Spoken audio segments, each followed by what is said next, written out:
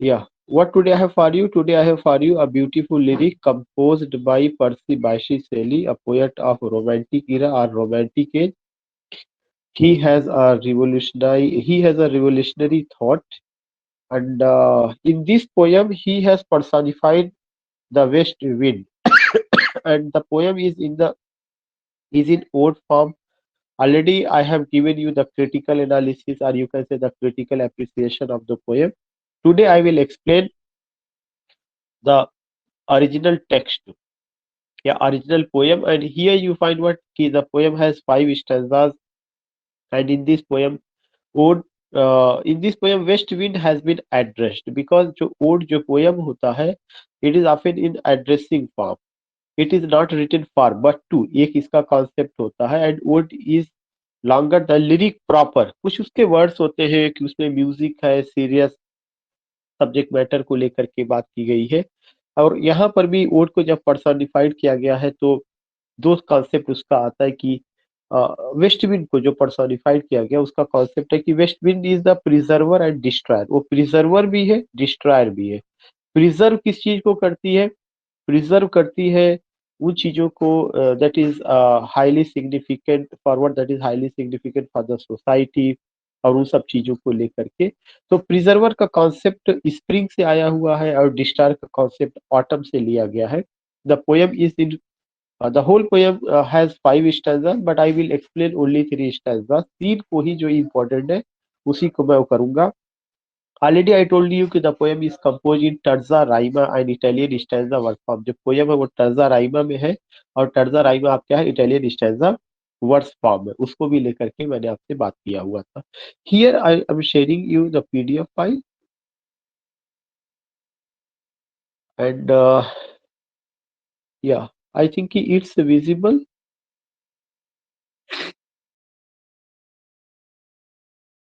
Yes, sir. I It will, is visible. yeah, I will Yes, explain sir. Yes, sir. some important words. Yeah, you don't have to go each and every word, but I will take some important word and then I will explain and tell you ki how you can understand the beauty of the poem.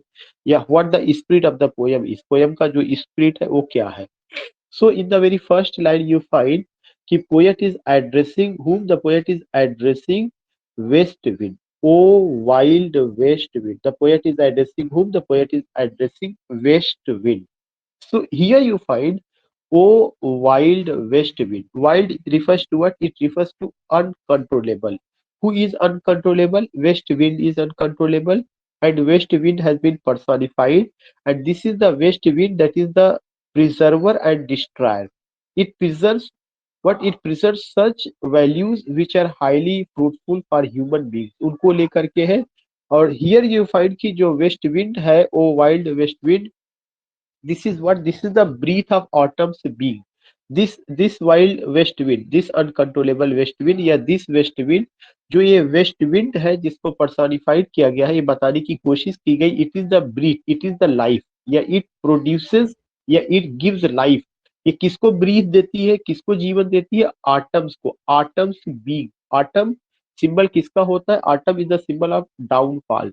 Atom is the symbol of what? Autumn is the symbol of the declining of the old values.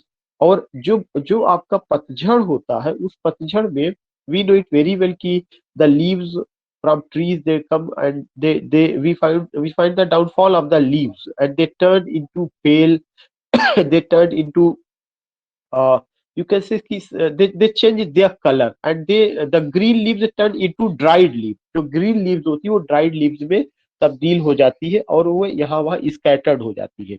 तो autumn में जितनी भी चीजें जो green leaves है जो turn हो जाती है इनटू, यू कैन से कि ड्राइड लीव्स में, और यहाँ वहां बिखर जाती है, वो ग्रीन लीव्स एक तरह से प्रतीक है, सिंबल है। किसका प्रतीक है, किसका सिंबल है? That is the symbol of the old values. Poet का ये मानना है कि जिस समाज में हम रह रहे हैं वहां जितने भी इंस्टीट्यूशंस है उसमें कुछ ऐसे ओल्ड वैल्यूज है जिसमें इंसान जकड़ा हुआ है, उसको फ्रीडम नहीं मिला हुआ है, और वो कहते हैं कि हमें उस ओल्ड वैल्यूज को खत्म करना है और उसकी जगह नए वैल्यूज को लाना है। तो ओल्ड वैल्यूज को खत्म करने के लिए उन्होंने वेस्ट विंड का सहारा लिया, क्योंकि वेस्ट विंड ही आटम को ही जन्म देती है, और वेस्ट विंड किसको जन्म देती है? स्प्रिंग को भी जन्म देती है। सो पहले स्टैंजा में उन्होंने क्या किया है? आटम को लेकर के उन्होंने बात किया है। और कह रहे O wild west wind thou breath you give life to whom you give life to autumn thou from whose unseen presence whose unseen presence करें कि ये देखा जाता है कि जो आपकी प्रेजेंस है वो कैसी होती अनसीन आप दिखाई नहीं पड़ती you are invisible you are invisible means you are present but your present is not visible this particular thing is known how this particular thing is known as unseen presence करें thou you from whose unseen presence जिसकी उपस्थिति एक तरह से unseen है और उसकी उपस्थिति में क्या होता है ऐसा लगता है कि आटम है लेकिन आटम क्या है कंक्रीट नहीं है आटम abstract है और वो आटम जो है एक साइकिल ऑफ सीजन की वजह से साइकिल ऑफ सीजन का के चेंजिंग की वजह से आता है यू फाइंड हियर कि और उसपे जब आटम आता है तब क्या होता है the leaves dead the leaves dead जो पत्तियां डेड होती है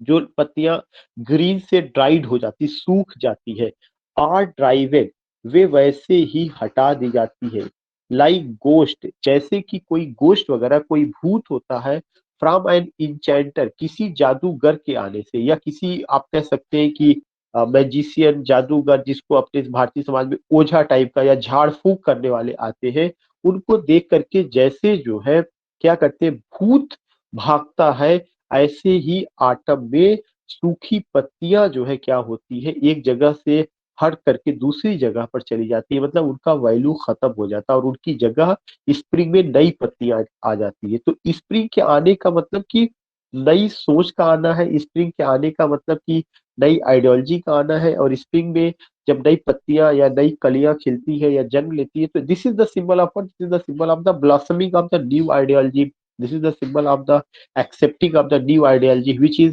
fruitful for wood for the institution for the society for the people तो उनका अपना जो कॉन्सेप्ट है उन्होंने एक इमेज लिया किसका इमेज लिया वेस्ट विंड का वेस्ट विंड क्या है अनकंट्रोलेबल है वेस्ट विंड क्या करती है दो चीजों को जन्म देती है आटम को जन्म देती है और साथ ही साथ किसको स्प्रिंग को जन्म देती है आटम में चीजों का क्या होता है आटम में चीजों का डाउनफॉल होता है स्प्रिंग में चीजें क्या होती है जनरेट होती है उस चीज को जिनका डाउनफॉल हो रहा है उसका सिंबल उन्होंने किस में लिया है डेड लीव्स में लिया हुआ है और डेड लीव्स की तुलना उन्होंने किससे की है गोस्ट से की है और आटम की तुलना उन्होंने किससे की है इंचेंटर से कि जैसे इंचेंटर ओझा झाड़ फूक करने वाले के आने की वजह से गोस्ट उनको देख करके भाग जाते हैं ऐसे ही आटम में सूखी पत्तियां जो है क्या होती है हट जाती है और वही सूखी पत्तियां बाद में तब्दील होती है येलो उनका अपना कलर बदलती थी येलो में होती है ब्लैक में होती है पेल में होती है मतलब ये सब का ये होते है कि ये बता रहा है कि उनका कोई महत्व नहीं रहता वे इरेलीवेंट हो जाती एंड हेक्टिक रेड में होती तो these are the colours of those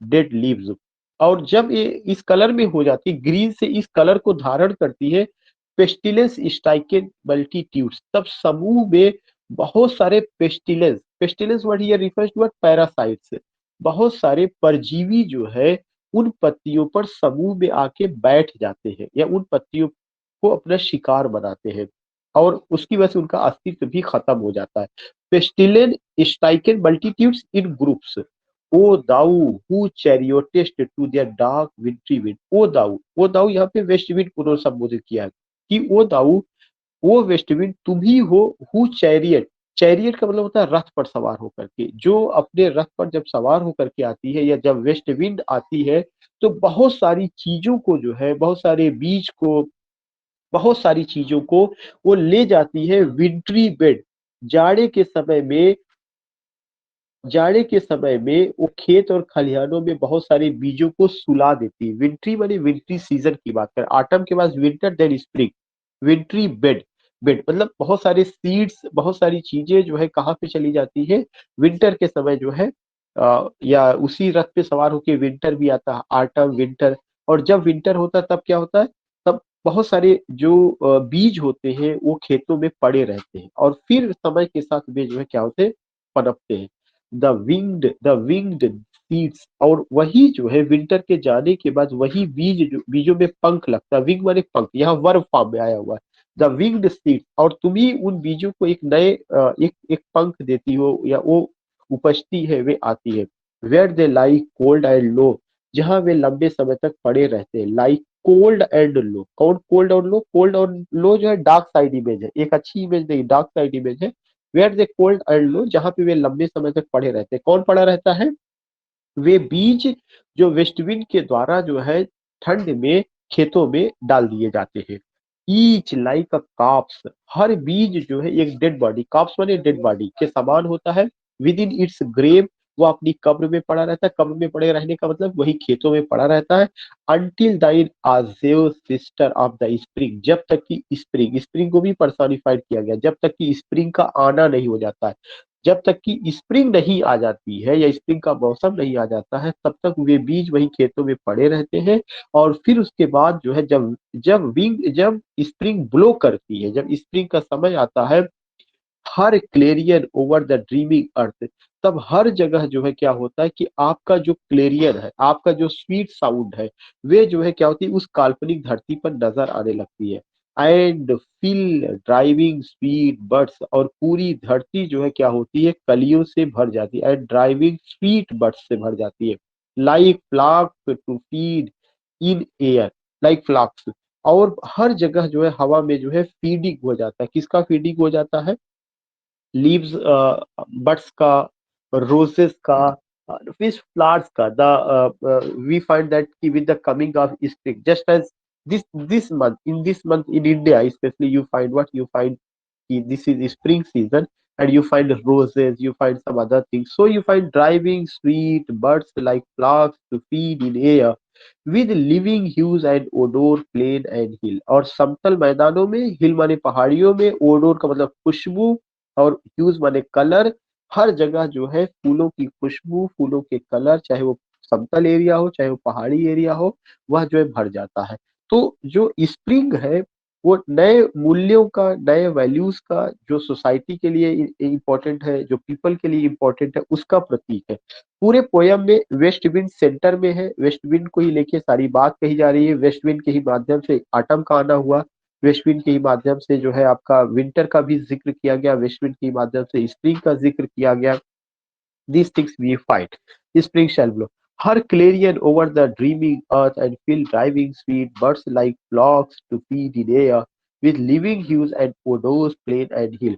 Wild spirit, which are to moving everywhere. Wild spirit, this wild spirit, it's very significant. Wild spirit uncontrollable. अब वो कहते हैं कि जो वेस्ट विंड है वह वाइल्ड है, अनकंट्रोलेबल है। And it's art it's presence, इसका जो प्रभाव है वो कहाँ पर है? एवरीवेयर, हर जगह पर है। क्योंकि जो वेस्ट विंड है, उन्होंने उसको केवल वेस्ट विंड नहीं बल्कि वेस्ट विंड को में उन्होंने डिविनिटी देखा, सेलेस्टियल ब्यूटी देखा, grace of almighty God he found. And he says that कि इसका जो प्रभाव है हर जगह है। Wild spirit which are moving everywhere, और आगे वाली लाइन काफी इंपॉर्टेंट है, डिस्ट्रॉयर एंड प्रिजर्वर। उसको उसमें उन्होंने दो चीजें देखी है, डिस्ट्रॉयर भी कि it destroys the things, it preserve the thing. Destroyer and preserver, hear o hear, उसको एड्रेस करते हुए कहते हैं सुनो मेरी आवाज को, सुनो मेरी बात को, मैं क्या कहना चाहता हूँ, what I want to say, what's the aim of my life, what the objective I have, what I want to you, मैं आपसे क्या चाहता हूँ, इस चीज को उन्होंने यहाँ पे किया हुआ। सो यहाँ पे इतनी सारी चीजें रही है। एंड आई थिंक कि in a very simple way you find कि कोई ऐसा नहीं, एक फिलोसफी है, वो फिलोसफी ऑफ लाइफ है कि अपनी विचारधारा को, अपनी चीजों को वो वेस्ट विंड के माध्यम से फैलाना चाहते हैं। क्योंकि Shelley was not satisfied with the institutions, या Shelley was not satisfied with the norms, with the established rules and regulation. इन सबको जो है वो क्या थे कि उससे सेटिस्फाइड नहीं थे। जब वो उससे सेटिस्फाइड नहीं थे, तब उन्होंने क्या किया, इन सारी चीजों को किया हुआ है। I think you got it. Should I go with another stanza? Yes, sir. Okay, now you find कि सेकंड आपको खुद से पढ़ना होगा, इसमें ऐसा मेरी नजर में कुछ नहीं है, बट आपको मैंने बताया था कि सेकंड स्टैंजा में उन्होंने बताया कि जो वेस्ट विंड है इसका असर कहाँ कहाँ पर है। अगर आपको याद होगा, मैंने बताया था उन्होंने अटलांटिक ओशन का जिक्र किया था, मेडिटेरेनियन का जिक्र किया था, भूमध्य सागर का, अटलांटिक ओशन का, कि कैसे वो उठती है बादलों को ले जाती है, जो कैसे रेन होता है। लास्ट लाइन में अगर आप देखिएगा यहाँ पे, black rain and fire and hail will burst, these things you find. So these are the point. इसको मुझे कुछ एक्सप्लेन नहीं करना, आपको खुद से कवर करना है। नेवर आई गो यहाँ पे मेडिटेरेनियन का जिक्र जो मैंने बताया था, this things you find, so this stanza I will also leave, I will go with the third this stanza. ये बहुत इंपॉर्टेंट स्टैंजा है और इसमें उन्होंने क्या कहा है, इफ आई वर। अब जो पोएट है वो अपनी बात को रखते हैं, और अपनी बात को क्या रखते हैं कि उनका ये मानना है कि the impact of the west wind can be seen everywhere anywhere. This is why he request to the west wind कि मुझे अपना साथी बना लो या अपना साथ मुझे दे दो, जैसा कि तुमने डेड लीव्स को ड्राइव इन किया, जैसा कि तुमने बादलों को सहारा दिया, वैसे मैं भी जो है क्या हूँ, इस समय जो है मैं उतना यंग एनर्जेटिक नहीं हूँ, मुझे भी आपका साथ चाहिए। And I just want to what I just want to put my message in the entire universe. मैं अपने मैसेज को पूरी दुनिया में, पूरे ब्रह्मांड में फैलाना चाहता हूँ, because he has revolutionary thought. He was expelled from university for writing necessity of atheism. You know it very well. He didn't believe in God. He didn't believe in such institutions. उनका मानना था कि जितना भी institution है ये आदमी को गुलाम बनाया, वो उसका फ्रीडम नहीं है। तो वो ये कहते थे कि नेचुरल लाइफ जीना चाहिए और एक एक एक फ्री लाइफ में वो विश्वास करते थे। तो उसके लिए उन्होंने क्या किया, नेचर का कॉन्सेप्ट या नेचर का जो थॉट है उस तरह का इमेज उन्होंने लिया। This is why here he says, उनका एक रिक्वेस्ट है और वो इमेजिन करते हैं, अगर मैं ऐसा होता तो मेरे साथ ये होता, जिसमें उन्होंने कहा if I were a dead leaf, यदि अगर मैं मरी हुई पत्ती होता, if I were a dead leaf. Dead leaf का इमेज मैंने आपको बताया आटम के टाइम में, पतझड़ के समय कैसे डेड लीफ का कॉन्सेप्ट वहां पे दिया गया। तो image is very important, dead leaf का इमेज। और वो कहते हैं कि अगर मैं डेड लीफ भी होता, दाउ माइटेस्ट बियर, तो मुझे जो है क्या होता कि वेस्ट विंड का साथ मिल जाता। माइट का मतलब होता है कि शक्ति, बियर का मतलब सहन कर लेता, मैं उसका मुझे मैं उसका साथ मिल जाता। क्यों? क्योंकि आटम जो है उसी की देन है और आटम जो है डेड लीफ को अपने साथ ले जाती है। फिर ये उनका दूसरा इमेज है, if I were a Swift cloud, अगर मैं उड़ता हुआ बादल होता तेजी के साथ। जो स्विफ्ट का मतलब तेजी के साथ, स्विफ्ट डिजायर गाड़ी भी उसी के नाम से आई हुई है। If I were a Swift cloud, तो दूसरा इमेज उनका स्विफ्ट क्लाउड का है, टू फ्लाई विद दी, तो मैं तुम्हारे साथ उड़ चलता। A wave to pant beneath thy power, अगर मैं समुद्र की लहर होता। तीसरा इमेज क्या है, अ वेव, अगर मैं समुद्र की लहर होता, टू पैंट बीनीथ दाई पार, जिसकी शक्ति की वजह से उसमें उफान आता है, तब भी मुझे आपका सहारा मिल जाता। और अगर मुझे आपका सहारा मिलता, चाहे वो सहारा मुझे डेड लीफ के रूप में मिलता, चाहे स्विफ्ट क्लाउड के रूप में मिलता, चाहे समुद्र की लहर के रूप में जहाँ पे स्टार्म्स वगैरह आता है उसकी वजह से मिलता, तो मैं क्या करता, एंड शेयर। देखिए कामा लगाओ, कामा के बाद उन्होंने कहा एंड शेयर, तब मैं अपने विचारों को शेयर करता, अपने थॉट को फैलाता। The impulse of my strength, जो मेरी इम्पल्स है, जो मेरे विचार है, जो मेरी आइडियोलॉजी है, द इम्पल्स, मैं अपनी इम्पल्स को, ऑफ दाई स्ट्रेंथ, तुम्हारी जो है शक्ति के साथ जोड़ करके मैं उसको दुनिया को देता। फिर वो कहते हैं ओनली लेस फ्री, आज मैं कम फ्री हूँ। ओनली लेस फ्री, कामा के बाद उन्होंने अपनी नई थॉट को दिया, only less free. Less free का मतलब है कि एक समय था कि मैं भी तुम्हारे जैसा ऊर्जावान था, तुम्हारे जैसा मैं भी शक्तिशाली था। I was also uncontrollable, I was young, I was energetic, I have dream, I challenge many professors, I challenge many scholars, and I wrote a pamphlet necessity of atheism for which I was expelled from that university। तो वो सब चीजें उनका biographical study अगर हम पढ़ेंगे तो वहां पे पता चलता है कि क्या उनकी लाइफ में हुआ था। लेकिन वो कहते हैं वक्त के साथ मैं कमजोर होता चला गया, ओनली लेस फ्री, आज मैं कम स्वतंत्र हूँ दैन दाऊद, तुम्हारी तुलना में। यहाँ पे उन्होंने अपनी फ्रीडम को किससे देखने की कोशिश की है, वेस्ट विंड की फ्रीडम से देखने की कोशिश की है। और कहते हैं कि जो वेस्ट विंड है वो हमसे ज्यादा शक्तिशाली है, एक समय था मैं भी था लेकिन अब मैं ऐसा नहीं हूँ। फिर इसीलिए वो कहते हैं कि मैं कमजोर हूँ और मैं कमजोर होने के नाते अपने विचारों को पूरी दुनिया में नहीं फैला सकता, उसके लिए मुझे किसी की हेल्प चाहिए। और उस हेल्प के लिए उन्होंने क्या कहा, ओ अनकंट्रोलेबल। अनकंट्रोलेबल किसको कह रहे हैं, वेस्ट विंड कर रहे हैं, ओ अनकंट्रोलेबल इफ इवन, कि तुम अनकंट्रोलेबल हो, तुम वाइल्ड हो, तुम अनकंट्रोलेबल हो। If even I were as in my boyhood, काश मैं वैसा होता जैसे मैं अपने बॉयहुड में था। बॉयहुड में वो इमेजिन करते हैं कि what I was in boyhood, I was uncontrollable, I had energy, I was energetic, I had positive thoughts, I did some good job, some Herculean task I did. These things you find। तो वो कह रहे हैं कि काश मैं वैसा होता, लेकिन अब वो उम्र नहीं, अब मैं वैसा नहीं हो सकता हूँ। इसलिए वो कहते हैं कि मेरी इच्छा क्या है, एंड कुड बी, अब मेरी इच्छा यह है कि काश मुझे साथ मिल सकता। द कामरेड, कामरेड जो है इस साम्यवादी विचारधारा का वर्ड होता है, उसमें तो उस विचारधारा के जो भी लोग मानने वाले होते हैं वो अपने साथियों को कामरेड कहते हैं। तो इस सोशलिस्ट थिंकर का होता है, मार्क्सिस्ट आइडियोलॉजी वाले, मार्क्सवादी विचारधारा के, the comrade of thy vending, काश मैं आपका कामरेड बन जाता, आपका साथी बन जाता, और जैसे तुम वैंडरिंग कर रही हो, वैंडिंग का मतलब कि कोई तुम्हें रोकने टोकने वाला नहीं है, कभी हेवन में कभी अर्थ में तुम्हारा प्रभाव हर जगह देखा जा रहा है। तो वैंडरिंग जो होता है शब्द, यह एमलेस मूविंग के लिए आता है, उद्देश्य विहीन होकर के घूमना, या इस तरह की। तो वही कहते हैं, as then when to outstrip thy sky speed, और मैं देखता हूँ कि आसमां में भी तुम्हारे जो है स्पीड को, तुम्हारे प्रभाव को, हीवन में भी देखता हूँ, आसमां में भी देखता हूँ, जमीन पर भी देखता हूँ, एवरीवेयर यू आर। इसका मतलब गॉड का जो कॉन्सेप्ट है, omnipotent, present, omniscient, this concept we find.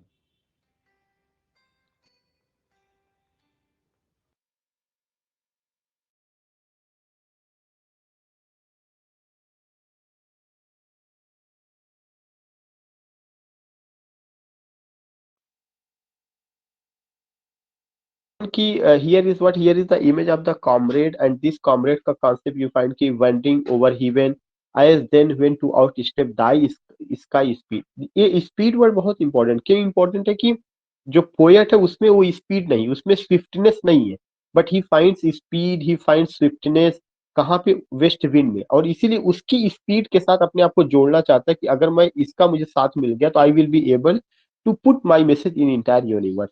तो वही करेंगे, as then when to outstrip the sky, scarce seemed a vision, बहुत मुश्किल में मुझे ऐसा दृश्य नजर आता है, I would never have striven, मुझे कभी इतना संघर्ष नहीं करना पड़ा, आई दस विद दी इन प्रेयर, इसीलिए इस संघर्ष की घड़ी में मैं तुमसे प्रेयर करता हूँ। दी यू, प्रेयर वर्ड बहुत ही रिक्वेस्ट भरा बोध होता है। Prayer, we pray to almighty God, we pray to such शक्ति जिसे हम अपने से ज्यादा बड़ा मानते हैं, उससे हम प्रेयर करते हैं। वरना रिक्वेस्ट की और सारी होती कि हमारी ये आपसे इल्तजा है, ये हमारी विनती है, लेकिन प्रेयर शब्द हमेशा उससे होता है जो कि हमसे शक्ति में बड़ा होता है।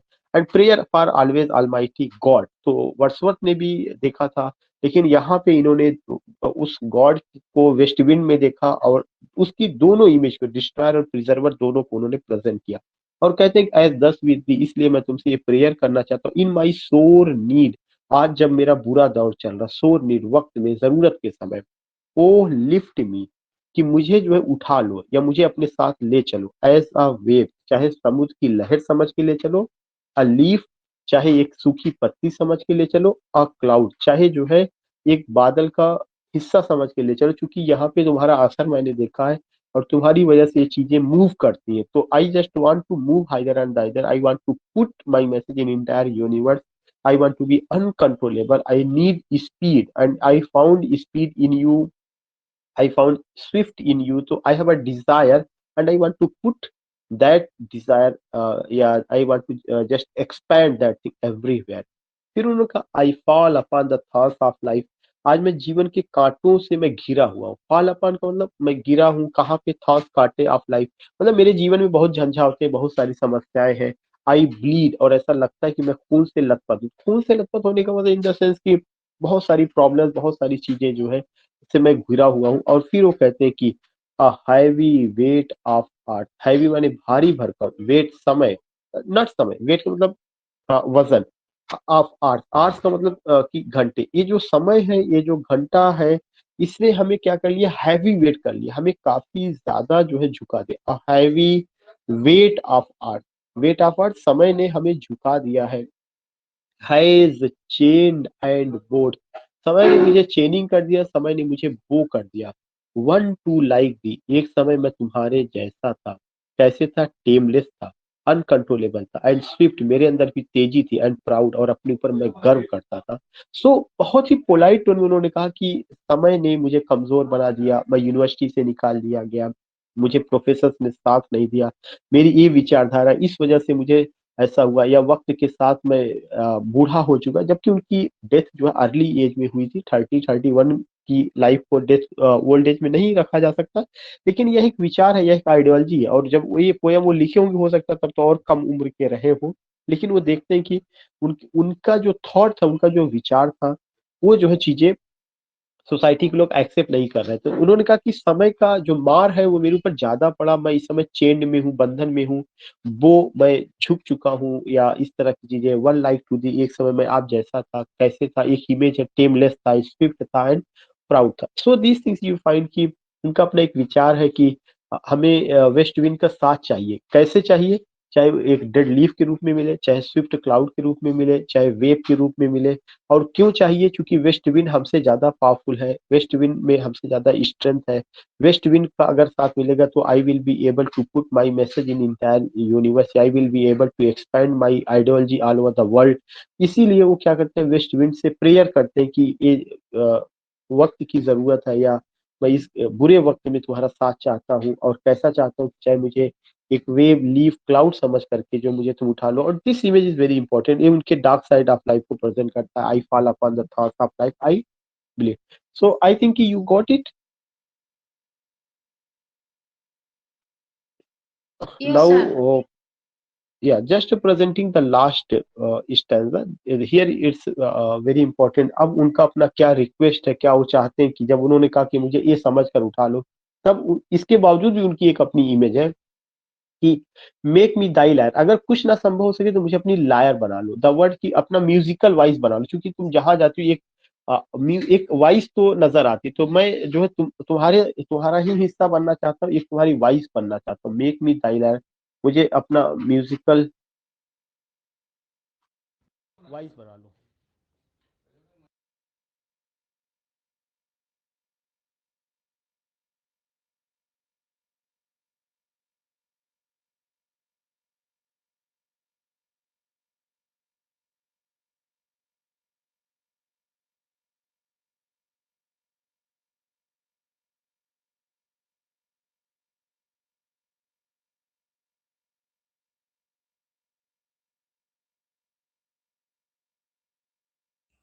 So you find this point, and what do you find here? You find कि what कि make me thy lyre, मुझे अपनी बांसुरी बना लो, even as the forest is, जैसा कि जंगल है। फॉरेस्ट इसका मतलब कि जब वेस्ट विंड जंगल से गुजरती है तो वहां पर भी जो है एक म्यूजिकल टोन, म्यूजिकल वॉइस नजर आती है। फिर उनका what if my leaves are falling like its own, क्या हुआ? what if my leaves are falling, हो सकता है कि मेरे अपने लीव्स भी, या मेरा अपना जो समय हो उस समय में, या मेरी भी जिंदगी में आटम आ जाए तो उसकी वजह से मेरे लीव्स भी फॉलिंग हो जाए। लीव्स के फॉलिंग का मतलब कि हो सकता है कि मेरा भी जो आइडियोलॉजी है ये वक्त के साथ आउटडेटेड हो जाए, इरेलीवेंट हो जाए, लोग इसको स्वीकार ना करें। What if my leaves are falling, leaves हमेशा भी समझिए कि एक इमेज है जो जिसकी तुलना आइडियोलॉजी से की गई है कि ये सोसाइटी के लिए फ्रूटफुल है या नहीं है। The tumult of thy mighty harmonies, और करें कि जो आपका अपना जो है हारमोनीज है, जो आपका अपना सुखद आवाज है, मैं उसका हिस्सा बनना चाहता हूँ। Will take from both a deep autumnal tone, और हो सकता है कि मेरे अंदर भी autumnal tone, will take from both a deep, मैं इसको बहुत गहराई से लेना चाहता हूँ। और हो सकता है मेरे नसीब में भी ऑटमनल टोन आए, स्वीट दो इन सैडनेस। और लेकिन वह ऑटमनल टोन भी मुझे, मेरे लिए क्या होगा, स्वीट दो इन सैडनेस, इस दुख के समय में भी मैं उसमें सुखी हारमोनी महसूस करूंगा, स्वीटनेस महसूस करूंगा।